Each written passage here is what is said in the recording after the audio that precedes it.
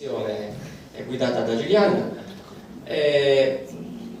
Abbiamo discusso e presentato quello che è la scelta che bisogna fare quando si fa tradizione, quando si fa folklore. Mi rifaccio adesso a una piccola presentazione del mio pensiero, che è quella di come dobbiamo comportarci per fare una attenta ricostruzione. Vado avanti io? Faccio io. Ecco, qui ci troviamo davanti a un ritratto di Maria Piras. Maria Piras è stata la fonte ispiratrice per chi si è addentrato al vestiario tradizionale, perché è forse la prima iconografia di una nobildonna, chiamiamola così, di quarto, che indossa un abito particolare, un abito che non è riscontrabile nel vestiario comune, o meglio quello che è arrivato a noi. Maria Piras, come ho detto prima, è stata riprodotta da altre associazioni, però è un abito molto difficile da interpretare, anche perché noi la troviamo rappresentata soltanto davanti. Indossa, come era la moda del periodo, un ciponi di scarlatto rosso e un corsetto. Scusa. Aspetta. No, non sto andando indietro, scusa. Vai tu. Ti ha fatto vedere dotato.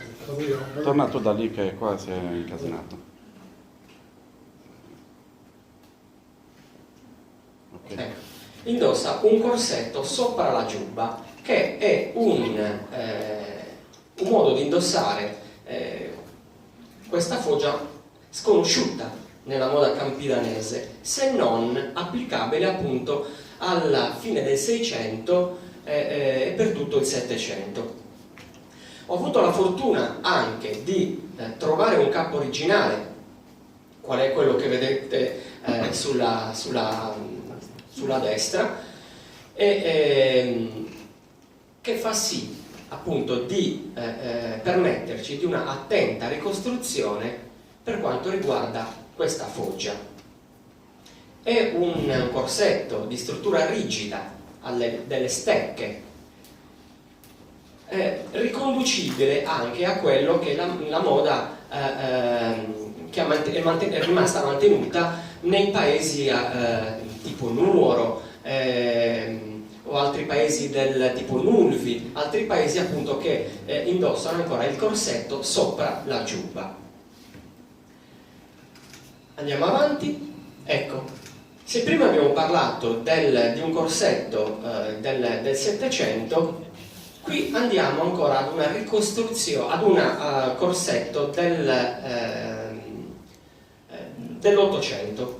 Quindi da una struttura rigida siamo passati a una struttura fatta su tre temi, su tre punti, insomma, due davanti che si uniscono dietro tramite una cucitura, chiamiamola, passatemi il termine, fatto con un filo di seta che funge da filo e unisce le tre parti. Anche qui poi lo riscontreremo questo corsetto in altre iconografie, come ad esempio il quadro del Marghinoti del 1861. Ha una struttura interna con una fodera di lino grezzo molto grossa come struttura, e un brocatto in lamina d'oro e è tessuta con fili di seta e argento. Andiamo avanti. Ecco, della stessa struttura, sempre del 1860 abbiamo quest'altro pezzo originale, questa volta è in broccato verde, sempre cucito o assemblato con questo filo di seta che riscontriamo anche questo modo di unire i capi anche in corsetti del nuorese, dello stesso Logudoro, che univano con dei fili, con dei nastri, le tre parti. Andiamo avanti, ecco. E adesso il capo invece è diventato unico. Si è persa il modo di confezionare il corsetto su tre pezzi, ma ha mantenuto come ornamento questa foggia che vediamo con questo nastro rosa che imita praticamente la cucitura che si dava 50 anni prima. Questo è un corsetto imbroccato chiamato agravellus, sempre selargino, e ci fa vedere appunto le differenze che ci sono state dal 700 qui invece al 1880. Andiamo avanti ancora, ecco, questo è un altro corsetto, chiamiamolo, veniva chiamato domenicale, perché a differenza era un corsetto sempre fatto con dei tessuti nobili, però qui non è molto chiara l'immagine, ma è fatta con un tessuto dismesso. Il tessuto viola che vedete per confezionare questo corsetto non è altro che uno scialle di seta. Lo scialle di seta che noi vediamo normalmente, magari perché era passata alla foggia di quella fantasia. Qui in questo caso ho trovato anche dei coprispalla, quindi dei spensus fatti appunto con degli scialli. Qui è stato usato per fare un ugossu. E la differenza è che qui notiamo che man mano che avanziamo con il periodo avanza anche la struttura nel completare la vestibilità. Notate che negli altri corsetti quasi non si univano i capi, qui invece man mano si riscontra questa forma di unione e copriva anche il sottoseno praticamente, facendo una sorta di busto. Andiamo avanti, ecco. Matteo lungamente ha parlato di quali sono gli errori che si sono fatti. L'uso della catena. Selargius è famosa per questa catena del matrimonio selargino. Abbiamo imbovato per tanti anni i turisti e ormai questa catena è quasi impossibile da smentire, ma io ci provo ogni tanto a dare veramente quello che era il significato, l'uso. Abbiamo sempre detto che ogni capo, ogni ornamento, prima di essere ornamentale, deve essere funzionale. Ogni capo deve essere funzionale prima di essere ornamentale. Quindi che cos'era questa catena? Non era altro che un reggigrembiule. La foto in basso, sulla sinistra, fa vedere appunto l'uso che se ne faceva. Non era altro che una sorta di catena con diverse maglie, e in base alla vita, su schinzo della modella, si poteva scegliere la misura da usare. Il resto poi andava a ricadere su un lato, chiamato appunto anche cadenianca, perché poggiava sull'anca. La prima fonte dove troviamo la catena con l'uso proprio, quindi funzionale, è quello nel quadro del Marghinotti del 1861, dove si nota appunto la catena che fuoriesce dal grembiule e quindi poggiando sull'anca. A fianco c'è un mea culpa, perché forse sono stato uno dei primi promotori di questa catena. Quello che vedete sono io, e mi bestemmio ogni volta scherzo, però proprio per questo, per questa scelta di indossare la catena, come diceva Matteo, che funzione aveva questa catena? Lì mi ha fatto fare un excursus di studio, e quello che più mi incuriosiva era il fatto: se noi siamo molto simili ai paesi Quartucciu, Monserrato, Settimo, Sinne, perché da loro non si incatenavano? Semplicemente perché loro non avevano inventato il matrimonio severgino. Questa catena poi ha fatto sì che diventasse anche ornamentale. In un periodo successivo lo vediamo indossato all'estrema destra che ricade praticamente per tutta la lunghezza della gonna. In questo caso la catena c'era, ne facciamo un uso, ma ne facciamo un uso ornamentale. Dopodiché è successo anche che si sono trovate catene in casa e qualcuno l'ha indossata anche per legarsi su Serenico, come vediamo al centro, tutto su è sbagliato. Le correzioni ci sono state e stanno funzionando. Andiamo avanti. Ecco, qui vediamo che la catena, come dicevo prima, perché a Selargio sì e negli altri paesi no. Qui la vediamo indossata come sempre come Reggi Grembiule, nel costume di Busacchi, di Samugheo, di Desulo, e perché no, anche di Pula. Andiamo avanti.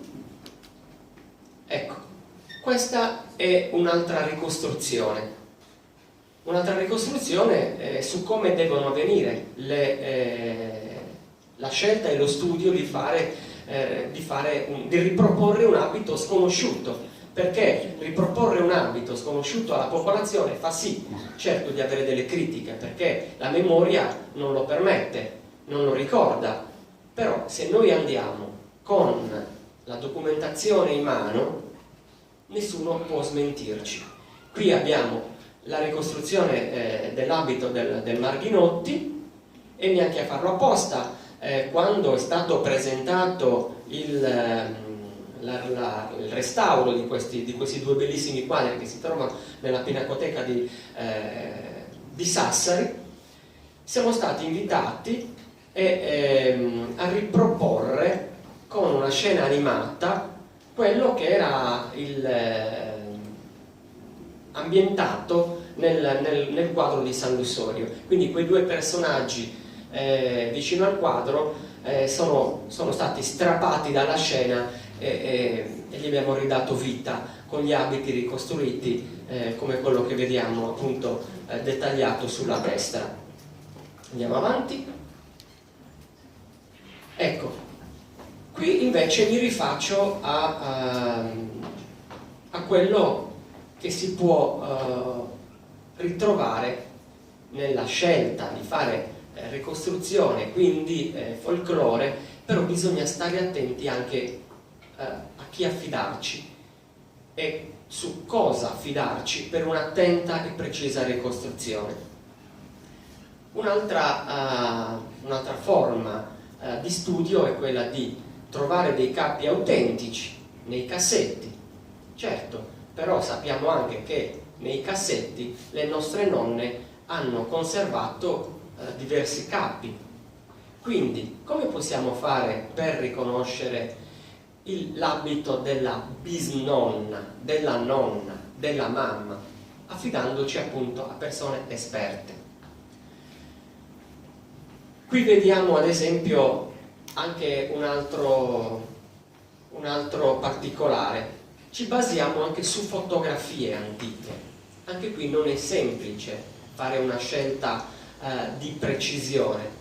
Vi riporto ad esempio a questa immagine sulla destra di un abito strettamente dell'Ovu d'Oro, dove una foto in bianco e nero, quindi diamo priorità al fatto che può essere autentica e quindi anche attendibile, ma è completamente sbagliato, perché a queste hanno praticamente smembrato dei costumi che avevano in casa.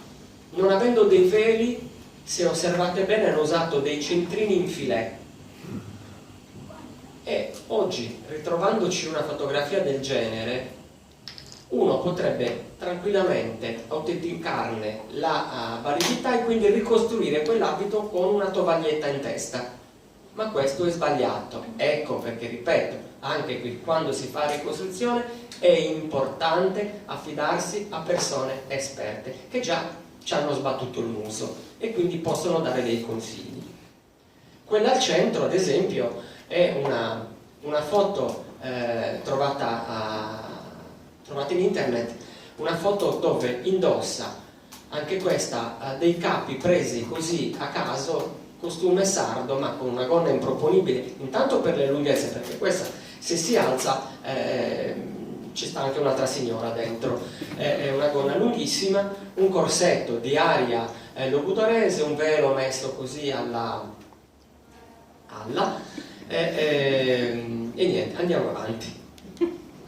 Ecco, quando si parla di costume, come già Matteo ha precisato prima, parlare di costume non è sbagliato, perché costume, la parola costume viene dal francese che significa appunto costume, abbigliamento, e sappiamo che la moda è francese, cioè i termini della moda, paltò, pras-monté, sono tutti dei termini usati in Francia. Vi faccio anche dire, ad esempio, come noi normalmente diciamo oggi, ho messo il costume da bagno per andare al mare.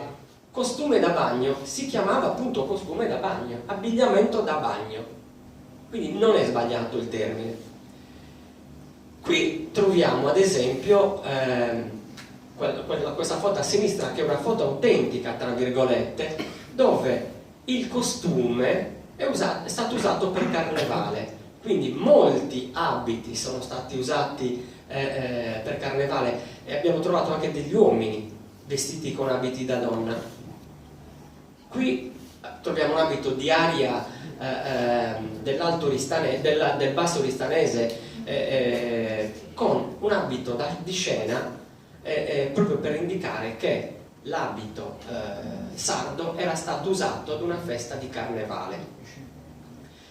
Troviamo anche abiti di riscontro in fotografie d'epoca. Qui troviamo una donna, era una della famiglia L'Ostia, ma che non vestiva in costume, ma che si è fatta una fotografia con l'abito di Nuoro, indossato impossibile, con i capelli fuori dalla benda. Essendo una foto autentica, può essere legittimante per dire si usava anche così. No, sbagliatissimo. Questa, se è fatta una fotografia, e già il fatto della cartolina foto di fine 800 che ci fa capire che la foto è autentica, ma il modo di vestire è sbagliato. Per poi rifarci a quello che sta succedendo anche con i turisti. Come abbiamo detto prima, i turisti non li dobbiamo prendere in giro. I turisti sono stati Wagner, sono stati Valeri, sono stati il Bresciani, sono stati tutti quei personaggi che negli anni sono venuti in Sardegna appassionati dal modo di vivere dei sardi e hanno documentato, hanno scritto, e oggi su quei racconti noi ci facciamo studi anche su quello che ci dovremmo vergognare, perché oggi noi stiamo trattando quei turisti da cretini. Guardate la foto a destra, questo è uno studio che sta a Cagliari, dove tu vai, trovi il turista di turno, ti mette un costume di carnevale in questo caso, e tu ti fai la fotografia. Fra 100 anni queste fotografie saranno riportate, ritrovate in Germania, in Inghilterra, in Francia, e diranno: in Sardegna si vestivano così. E questo non è esportare cultura, questo è esportare menzogna, e questo noi non lo vogliamo, perché, ripeto, se noi avessimo trattato così i viaggiatori del 1800 non avremmo avuto un vocabolario in lingua sarda, qual è quello del Wagner, che era tedesco. Non avremmo avuto una ricostruzione autentica, perfetta, della processione della Madonna d'Itria fatta nel 1827 a Selargius, dove ci fa una descrizione perfetta degli usi e costumi. E mi sono serviti per trovare dei termini anche, quale il bigello, che lo menziona il Valeri, cos'era il bigello. Poi parlare anche delle priorisse principali. Soltanto a loro era permesso l'uso di certi monili e di certi abiti, perché erano le più ricche, ma per questo ci sarà modo di rincontrarci e puntare appunto su quello che è stato lo studio su Selargius. Però, ripeto, siamo coerenti con quello che stiamo facendo, perché ne va della nostra cultura, ne va del rispetto dei nostri avi. Ma questo vale sia per i costumi, vale per i balli. Domani parlerete dei balli, i canti, le preghiere. Si sta facendo adesso uno studio sul rosario cantato per salvare quello che è la memoria. Non mi pronuncio ancora su questa cosa finché non vedo i risultati, però ho avuto riscontro che ci sono state delle manipolazioni e si sta facendo uno studio perché questi vadano nei documenti che i nostri figli, i nostri nipoti andranno ad attingere. E che cosa stiamo lasciando? Cosa stiamo lasciando? Facciamoci un esame di coscienza, riflettiamo e facciamo mea culpa. L'abbiamo già fatto. Abbiamo preso in mano la situazione, ci siamo corretti, però c'è ancora molto da fare. Speriamo bene. Buona serata.